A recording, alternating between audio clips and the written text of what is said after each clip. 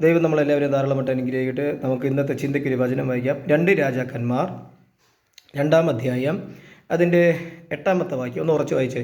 അപ്പോൾ ഏലിയാവ് തന്റെ പുതപ്പ് എടുത്തു മടക്കി വെള്ളത്തെ അടിച്ചു, അത് അങ്ങോട്ടും ഇങ്ങോട്ടും പിരിഞ്ഞു. അങ്ങനെ അവർ ഇരുവരും ഉണങ്ങിയ നിലത്ത് കൂടി അക്കരയ്ക്ക് കടന്നു. സ്തോത്രം. ദൈവം നിങ്ങളെല്ലാവരും ധാരാളമായിട്ട് അനുഗ്രഹിക്കട്ടെ. ഈ വചനത്തിനകത്ത് നിന്ന് നിങ്ങളോട് എനിക്ക് പരിശുദ്ധാത്മാവിനാൽ സംസാരിക്കുന്ന ഒരൊറ്റ വിഷയം. ആ എരിഹോവിൻ്റെ ആ ഭാഗത്തെത്തുമ്പോൾ അവിടെ 50-ൽ പരം പ്രവാചകന്മാരുണ്ട്. ഈ ഏലിയാവിൻ്റെയും കൂടെ ഈ യോർദാൻ നദി ക്രോസ് ചെയ്ത് പോകേണ്ട ആൾക്കാരവർ. സ്തോത്രം. രണ്ടാമത്തത്, ഏലിയാവിനെക്കുറിച്ച് നന്നായിട്ട് ഈ 50-ൽ പരം പ്രവാചകന്മാർക്ക് അറിയാം. ഏലീഷ കുറച്ച് നാളായതേ ഉള്ളൂ ഏലിയാവിന് കൂടെ കൂടിയിട്ട്. ശ്രദ്ധിച്ച് കേട്ടോ. നമ്മളിൽ പലവർക്കും ഉള്ളൊരു കാര്യമാണ്, നമ്മൾ ചർച്ചിൽ വന്നിട്ട് 10-12 വർഷമായല്ലോ, ഇന്നലെ വന്നവർ അഭിഷേകം പ്രാപിച്ചല്ലോ, ഇന്നലെ വന്നവർ സ്തോത്രം ദൈവത്തിൻ്റെ വചനങ്ങൾ പ്രസംഗിക്കുന്നല്ലോ. നമ്മളൊക്കെ ഇവിടെ ചർച്ചിൽ വന്നിട്ട് ഏതാണ്ട് ഒരു 10-12 വർഷമായി. ഞാൻ സ്നാനപ്പെട്ടിട്ട് എന്നെയും സ്തോത്രം 5 കൊല്ലമായി. എന്താ? സ്വയം ഒന്ന് വിലയിരുത്തി നോക്ക്. ഹല്ലേലൂയ. ദൈവം നിൻ്റെയും എൻ്റെയും ഹൃദയങ്ങളെ അറിയുന്നൊരു ദൈവം. തിരുവചനം പറയുന്നു, ഏലീഷയുടെ ഈ 50 പേരും എന്ന് പറയുന്നൊരു വാക്കുണ്ട്. യജമാനനെ എടുത്തുകൊണ്ട് പോകും, നീ ഞങ്ങളെ കൂടെ നിൽക്കുക. യജമാനനെ എടുത്തുകൊണ്ട് പോകും, നീ ഞങ്ങളെ കൂടെ നിൽക്കേ. ഏലീഷ പറഞ്ഞു, ഞാൻ നിൽക്കത്തില്ല. എവിടെ നിന്നാണ് ഏലീഷയ്ക്ക് ഇങ്ങനെ ഒരു സ്പാർക്ക് ഉണ്ടായത്? താൻ കാളകളെ പോറ്റിക്കൊണ്ട് നടന്ന സമയത്ത്, കാളകളെ ഉഴുതുകൊണ്ട്, അതായത് ജോലി ചെയ്തുകൊണ്ടിരുന്ന സമയത്തൊക്കെയാണ് നമുക്കറിയാം. പക്ഷെ പുതപ്പ് വീണു. സ്തോത്രം. അവിടെ പറയുന്നുണ്ട്, അവൻ കാളകളെ വെട്ടി, കാളകളെ ഉഴുതു മറിക്കുന്ന ആ കമ്പ് അതിനെ വെട്ടി കത്തിച്ചു. ഇനി ആശ്രയം കർത്താവ് മാത്രമാണ്. ഏലീഷ ശ്രദ്ധിച്ച് കേട്ടോണം. ഏലീഷയുടെ ആ ഒരു ശ്രദ്ധ. ഏലീഷ ദൈവത്തിൻ്റെ വചനങ്ങൾ, പ്രാർത്ഥന, ഇതെല്ലാം ശ്രദ്ധിച്ച് നടന്നു. അത് ഏലിയാവിൽ നിന്ന് തന്നെയാണ് അത് പഠിക്കാൻ പറ്റിയത്. ഏലിയാവിൻ്റെ തീഷ്ണത, ഏലിയാവിൻ്റെ പ്രാർത്ഥന, ഏലിയാവിൻ്റെ സംഭാഷണം, ആക്ഷൻ, ഇതെല്ലാം. സ്തോത്രം. പക്ഷേ ഈ 50 പ്രവാചകന്മാരില്ലേ, ആമാർക്ക് പേടിയാണ്. നിങ്ങൾ താഴോട്ട് വായിച്ചോണ്ടാ മതി. ഈ 50 എണ്ണത്തിനും പേടിയാണ്. ഹല്ലേലൂയ. എന്ത് കാര്യം എന്നറിയോ? ഈ ഏലിയാവും ഏലീഷായും ആ യോർദാൻ നദി കടന്നക്കരെ പോയി. ഇവർക്ക് പുറകിൽ പോകാനേ ഉള്ളൂ, ഉണങ്ങിയ നിലമെന്നാണ് പറയുന്നത്. പക്ഷെ ഇവരുടെ കണ്ണിൽ ഇപ്പോഴും ആ യോർദാൻ കുത്തൊഴുകി പൊയ്ക്കൊണ്ടിരിക്കുന്ന അത് ഉണങ്ങിയ നിലമാണോ? നീ എത്ര വചനം വായിച്ചിട്ടും നീ പാസ്റ്റിനെ പ്രീതിപ്പെടുത്താനും നിന്നെ കാണുന്ന ജനങ്ങളെ പ്രീതിപ്പെടുത്താനുമാണ് നീ നടക്കുന്നത്. അല്ലാതെ ദൈവത്തിനെ പ്രസാദപ്പെടുത്തുന്ന ഒരു മൈൻഡ് നിനക്കില്ല, ഒരു മനസ്സ് നിനക്കില്ല. 10 പേര് എന്നെ കാണണം, ഞാൻ പ്രവചിക്കുന്നത് കറക്റ്റ് ആവണം, കുറച്ചുപേര് നിന്നെ പൊക്കി പറയണം. ഏലീഷ അതല്ല. ഏലീഷ ഏലിയാവിനോട് കൂടി നടക്കുമ്പോഴും ഏലീഷയുടെ അകത്തളങ്ങളിൽ സ്തോത്രം 3-ാം സ്വർഗത്തോളം എനിക്ക് എത്തണം. ഇരട്ടി പങ്കിൻ്റെ അഭിഷേകം എന്നിൽ വ്യാപരിച്ചേ പറ്റൂ. അതിന് ഞാൻ ഏത് ത്യാഗവും ചെയ്യാൻ എൻ്റെ മനസ്സിനെ ഞാൻ ഒരുക്കുകയാണ്. നീ ഒരു ദിവസം ഒരു 21 ദിവസം ഉപവസിച്ചിട്ട് ഒരു കൃപാവരം കിട്ടുമ്പോൾ തന്നെ പിന്നെ യൂട്യൂബിൽ പബ്ലിസിറ്റിയായി, പിന്നെ എന്തുവാ ഫ്ലക്സിൽ പബ്ലിസിറ്റിയായി, പിന്നെ വരണവരെയും പോണവരെയും കാണുന്നവരെയും തലയിൽ കൈവച്ച് പ്രാർത്ഥനയും ദൂത് പറച്ചിലും.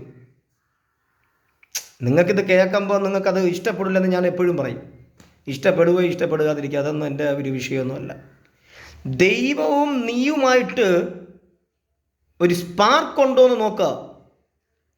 ഒരു ഫ്ലൈറ്റ് പൊങ്ങിയാലേ അതിനൊരു സിഗ്നൽ ഉണ്ടെങ്കിൽ ആ ഫ്ലൈറ്റ് പൊങ്ങത്തുള്ളൂ. ഒരു ട്രെയിൻ മൂവ് ചെയ്യണമെങ്കിൽ അതിനൊരു സിഗ്നൽ കിട്ടണം, എങ്കിലേ ട്രെയിൻ മൂവ് ചെയ്യുള്ളൂ. ഇല്ലെങ്കിൽ വല്ലയിടത്തും പോയി ഇടിച്ച് കിടക്കും, സിഗ്നലില്ല. ഇതുപോലെ നമ്മൾ 21 ഇരിക്കുമ്പോൾ സിഗ്നൽ കിട്ടും. ഒരു 3 വരെ പ്രാർത്ഥിച്ച് 3 വരെ ശരീരത്തിൽ നിന്ന് ഭൂതം പുറത്തുപോയി. പിന്നെ നമുക്ക് ദൈവത്തിൻ്റെ സിഗ്നലല്ല, പിന്നെ നമ്മുടെ ചിന്തയുടെ സിഗ്നലും പ്രാർത്ഥനയും. ഹലോ, നിങ്ങൾ സ്വയം ചിന്തിക്കേ.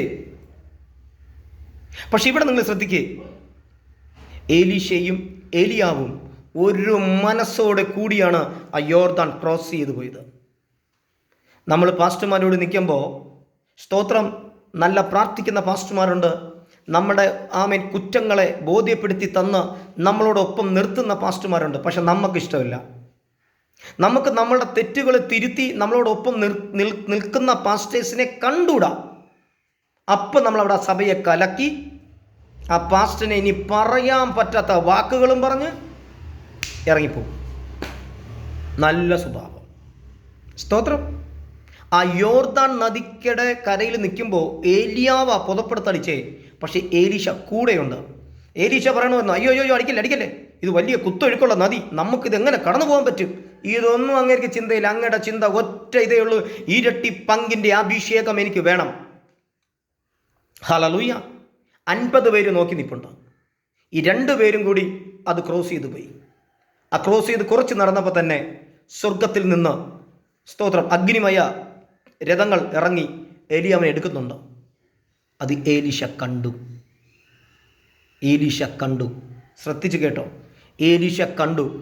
അവൻ അവിടെ നിന്നൊരു പുതപ്പ് വന്നപ്പോൾ ആ പുതപ്പ് വീഴുന്നതിന് മുമ്പ് തൻ്റെ ശരീരത്തിലിട്ടിരുന്ന പുതപ്പിനെ കീറി. കണ്ട, കാരണം 3-ാം സ്വർഗത്തോളം അങ്ങയുടെ ഹൃദയത്തെ തുറന്നു കൊടുത്തപ്പോൾ പുതിയ ഇരട്ടിപ്പങ്കിൻ്റെ അഭിഷേകം വന്നപ്പോൾ താൻ ഇട്ടിരുന്നത് അതിനൊരു തടസ്സമാകരുത്. പുതിയ അഭിഷേകങ്ങൾ വരുമ്പോൾ സ്തോത്രം നിന്റെ ജഡം ഒരു തടസ്സമാകരുത്. പുതിയ വചനധ്യാനം നിനക്ക് വരുമ്പോൾ നിന്റെ ചിന്ത അതിനൊരു തടസ്സമാകരുത്. സ്തോത്രം.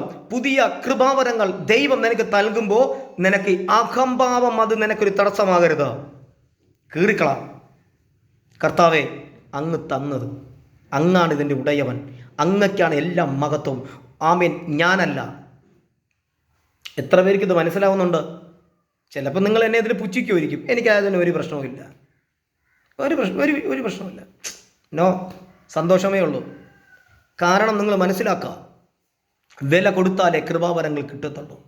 ആ കൃപാവരത്തെ ജ്വലിപ്പിക്കാൻ സ്വർഗം നിന്റെ ഹൃദയത്തെയാണ് ആമേൻ നോക്കുന്നത്. ഇല്ലേ? ദൈവത്തിൻ്റെ വളരെ സ്നേഹം ഹൃദയങ്ങളിലാണ് ഇരിക്കുന്നത്.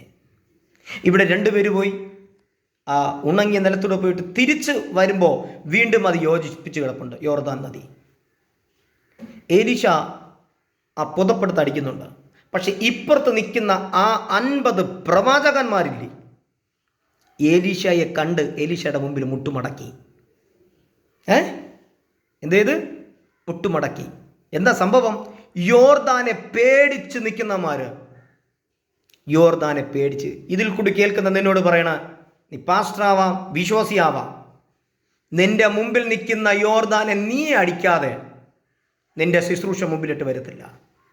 ആ യോർദാനെ നീ ഭയക്കുന്ന കാലം വരെയും നിന്റെ ശുശ്രൂഷ മുമ്പിലിട്ട് വരത്തില്ല. ആ 50 പേര് മുട്ടുമടക്കിയതുപോലെ നീ എലീശയുടെ മുമ്പിൽ മുട്ടുമടക്കും. നിനക്ക് നല്ല ദൈവ ഭയം വേണം, നിനക്ക് നല്ല ദൈവ വചന ധ്യാനം വേണം. മനസ്സിലാവുന്നുണ്ടോ? എനിക്ക് കിട്ടിയില്ല കൃപാവരം, അവർക്ക് കിട്ടിയെന്ന് പറഞ്ഞ് നിന്റെ ബുദ്ധിയിലല്ല കൃപാവരം ഇരിക്കുന്നേ. ദൈവം തരുന്ന കൃപാവരം ഹൃദയത്തിലാണ്. അധികാരം നാവിൻ തുമ്പത്താണ് ഇരിക്കുന്നേ. ഹലോ, യാക്കോബിൻ്റെ ആ ഇത് വായിക്കുമ്പോൾ, യാക്കോബ് വായിക്കുമ്പോൾ അതിനകത്ത് നാവ് 3-ാം അധ്യായത്തിൽ പറയുന്നുണ്ട്, നാവ് സ്തോത്രം പറയുകയും ചെയ്യും, ദൈവം സൃഷ്ടിച്ച മനുഷ്യനെ ശപിക്കുകയും ചെയ്യും. എന്തൊക്കെ നോക്കിയിട്ട് നിന്റെ ഹൃദയത്തിൽ നിന്ന് കയ്പ് മാറാത്തൻ്റെ കാരണം കണ്ട എന്താ സംഭവം? നിനക്ക് ആ കയ്പുമായിട്ട് യോജിച്ചു പോയി നിന്റെ ശരീരം മുഴുവനും. എന്ത് പരിശുദ്ധാത്മാവിനെ നീ ഇതുപോലെ ഹൃദയം കൊടുക്കാത്തെ? ശ്രദ്ധിക്കേ, 50 പേര് ഏലീശയെക്കാളും നന്നായിട്ട് ഏലിയാവിനെ അറിയാമെന്നുള്ള വ്യക്തികളാണ്. അവർ ഇക്കരക്കറ മുട്ടുകുത്തി നിൽക്കുന്നു. നീ പറയുന്നില്ലേ, എടേ ഇവർ മെനിഞ്ഞാന്ന് 4-ാം ചർച്ചിൽ വന്നേല്ലേടേ, പിന്നെ ഇവരിതെങ്ങനെയാണ് ഇത്ര വലിയ ഇതായിട്ട് പ്രസംഗിക്കുന്നേ? അവരെ നോക്കി നീ കണ്ണ് കടിച്ചിട്ട് കാര്യമില്ല. നിനക്ക് 25 കൊല്ലത്തിനുള്ള പഴക്കമേ ഉള്ളൂ. അത് ദൈവത്തോടല്ല, മനുഷ്യരോടുള്ള പഴക്കം. മനസ്സിലാവുന്നുണ്ടോ നിങ്ങൾക്ക്? ഇരട്ടിപ്പങ്കിൻ്റെ അഭിഷേകം നിനക്ക് വേണം. നിന്റെ ഹൃദയം ഒരുക്കുക, യോർദാനെ ജയിക്ക്. വചനങ്ങളാൽ ദൈവം നിങ്ങളെല്ലാവരും ധാരാളമായിട്ട് അനുഗ്രഹിക്കട്ടെ. സ്തോത്രം.